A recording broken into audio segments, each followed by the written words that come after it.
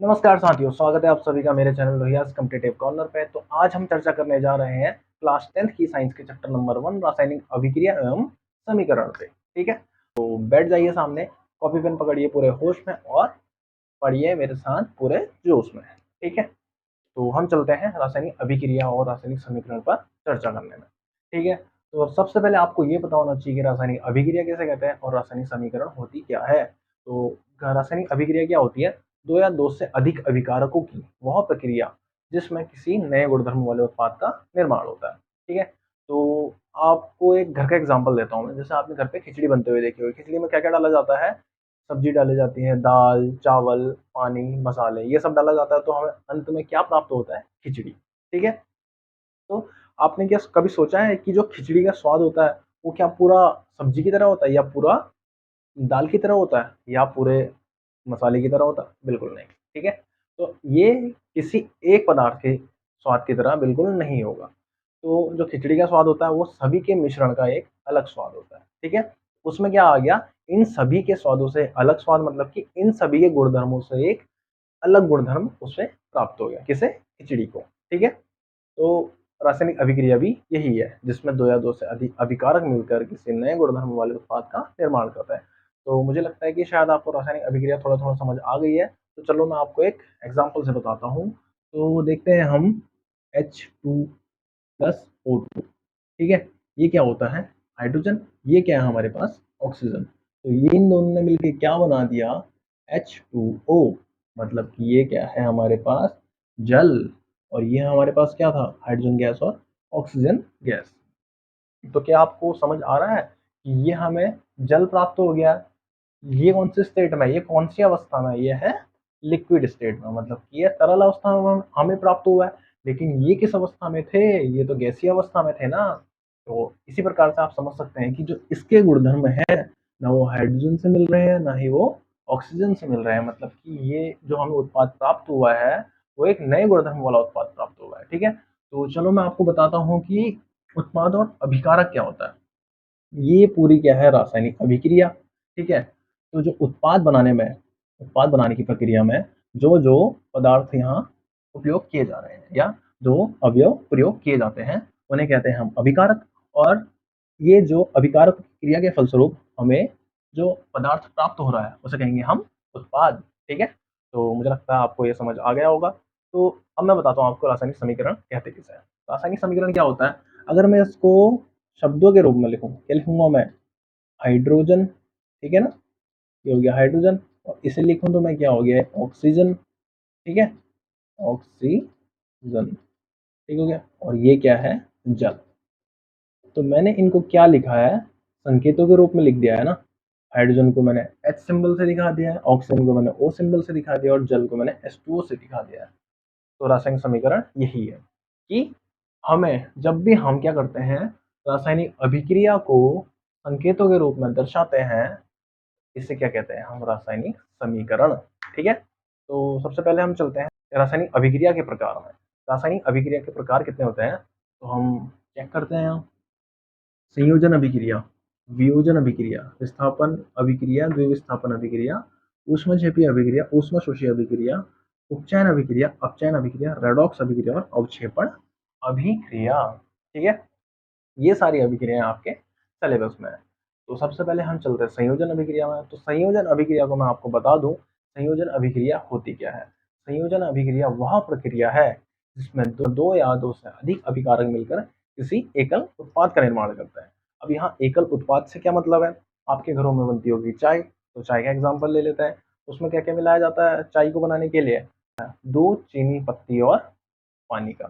ठीक है, और इन सभी से मिलकर क्या बनता है? कोई एक पदार्थ जिसे हम क्या कहते हैं? चाय। तो यहाँ पर चाय क्या है? एकल उत्पाद, मतलब कि सिर्फ एक उत्पाद हमें मिल रहा है। और अभिकारक कितने हैं? दो या दो से अधिक, क्योंकि यहाँ पे चार अभिकारक मिल रहे हैं हमें। ठीक है, यहाँ पे चार अभिकारक हमने प्रयोग किए हैं ना, दूध, चीनी, पत्ती और पानी। तो ठीक है, अब संयोजन अभिक्रिया का एक एग्जाम्पल और देख लेते हैं। संयोजन अभिक्रिया। संयोजन अभिक्रिया आप नाम से ही समझ सकते हैं। संयोजन का मतलब क्या होता है कि जुड़ना। ठीक है, यहाँ पे पदार्थ जुड़ेंगे। अब जैसे हम कैल्शियम ऑक्साइड, इसे क्या कहते हैं? बिना बुझा हुआ चूना या शुष्क चूना। ठीक है, प्लस H2O। जब हम शुष्क चूने को जल के साथ मिलाते हैं तो हमें क्या प्राप्त होता है? चूने का विलयन, जिसे हम कहते हैं कैल्शियम हाइड्रोक्साइड। ठीक है, इनसे मिलकर हमें क्या प्राप्त हुआ? कोई एक उत्पाद हमें प्राप्त हुआ। ठीक है, तो संयोजन अभिक्रिया हो गई समाप्त। तो मुझे लगता है आपको समझ आ गया होगा। अब हम चलते हैं वियोजन अभिक्रिया में। वियोजन अभिक्रिया, ठीक है, तो वियोजन अभिक्रिया होती क्या है? वियोजन अभिक्रिया, ठीक है, तो वियोजन अभिक्रिया क्या होती है? मैं आपको बता दूं, वियोजन अभिक्रिया वह प्रक्रिया है जहां पर कोई एकल उत्पाद टूटकर दो या दो से अधिक अभिकारक प्रदान करता है। ठीक है, तो वो कैसे? जैसे कि आप मान लो कोई रंग बिरंगा मार्बल है आपके पास, ठीक है, या रंग बिरंगा कोई पत्थर है, आपने उसको तोड़ दिया हथौड़े से। हथौड़े से तोड़कर आपको क्या प्राप्त हुआ?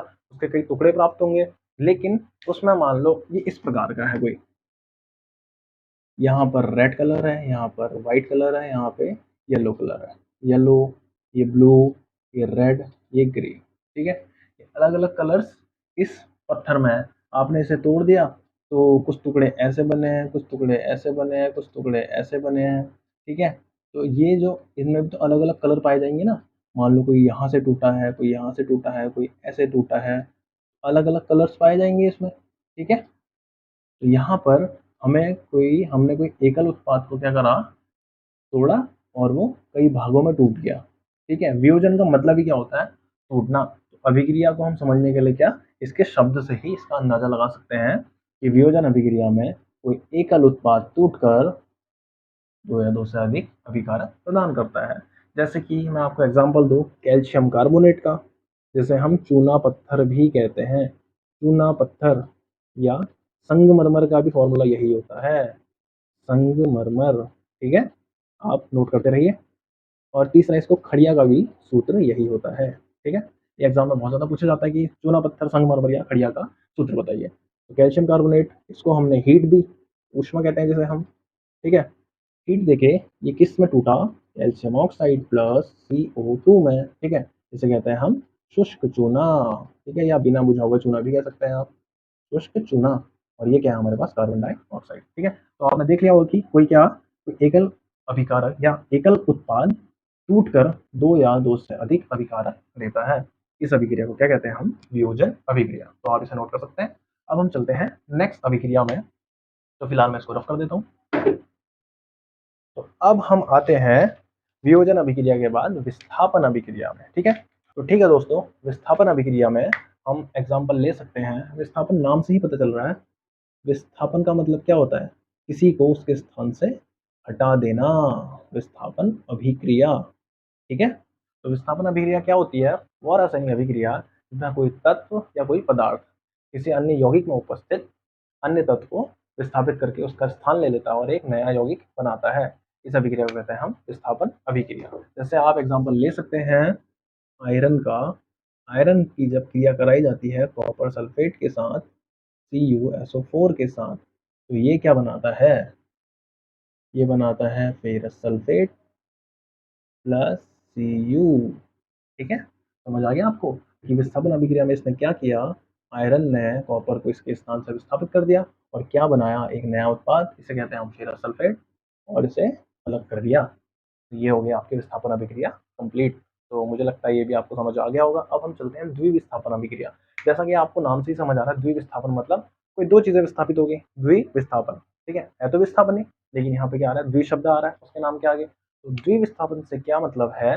वह अभिक्रिया जिसमें किन्हीं दो यौगिकों के मध्य उनके आयनों का स्थान आपस में क्या होता है? बदल जाता है। ठीक है, या ये कह सकते हैं आप, जब कोई दो यौगिक आपस में अभिक्रिया करते हैं तो उन यौगिकों के मध्य आयनों का क्या होता है? आदान प्रदान होता है। ठीक है, मतलब कि एक यौगिक अपने आयन को दूसरे को दे देता है और दूसरा यौगिक अपने आयन को पहले वाले को दे देता है और नए उत्पाद बन जाते हैं। यह अभिक्रिया कहलाती है द्विविस्थापन। तो चलो एग्जाम्पल से आप अच्छे से समझ पाओगे।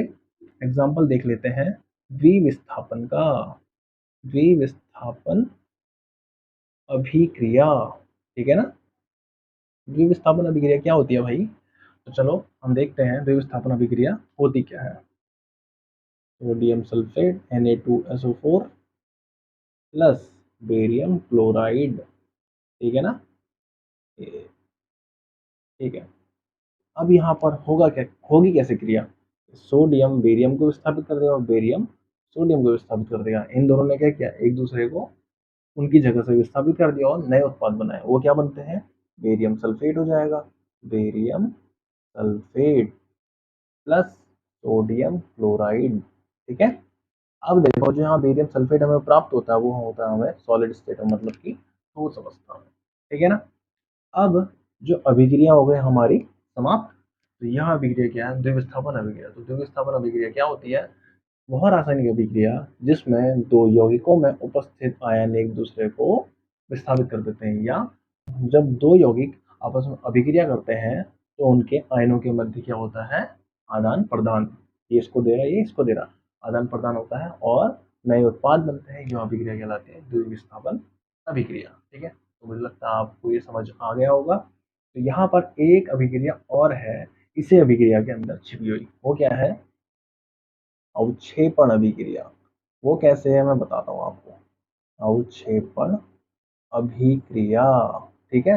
अवक्षेपण अभिक्रिया होती क्या है, समझाऊं कि अवक्षेपण अभिक्रिया होती है। और सबसे पहले आपको यह पता होना चाहिए अवक्षेप क्या होता है। अवक्षेप होता है जो पदार्थ जल में अघुलनशील होता है या विलयन में अघुलनशील पदार्थ होता है उसे कहते हैं हम अवक्षेप।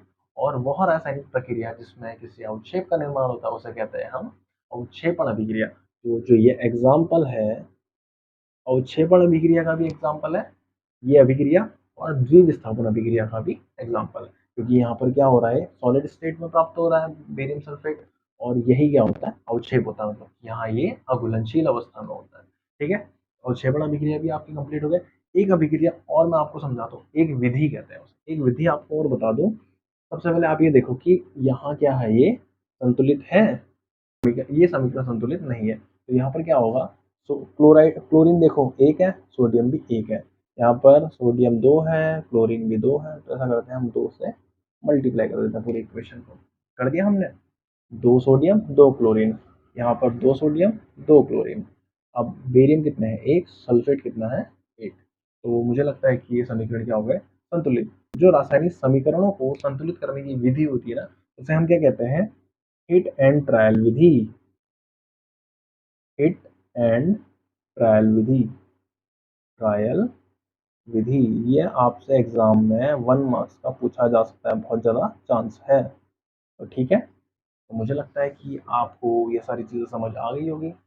तो ठीक है दोस्तों, आज के सेशन में बस इतना ही। अब अगले सेशन में हम बची हुई अभिक्रियाओं को कंप्लीट करेंगे। आज के लिए थैंक यू। अगर आपको वीडियो पसंद आई हो तो लाइक शेयर एंड सब्सक्राइब करें, और सब्सक्राइब करने का आपको यहाँ कोई भी चार्ज नहीं पड़ता है, तो प्लीज़ इस घंटी को दबा दीजिए।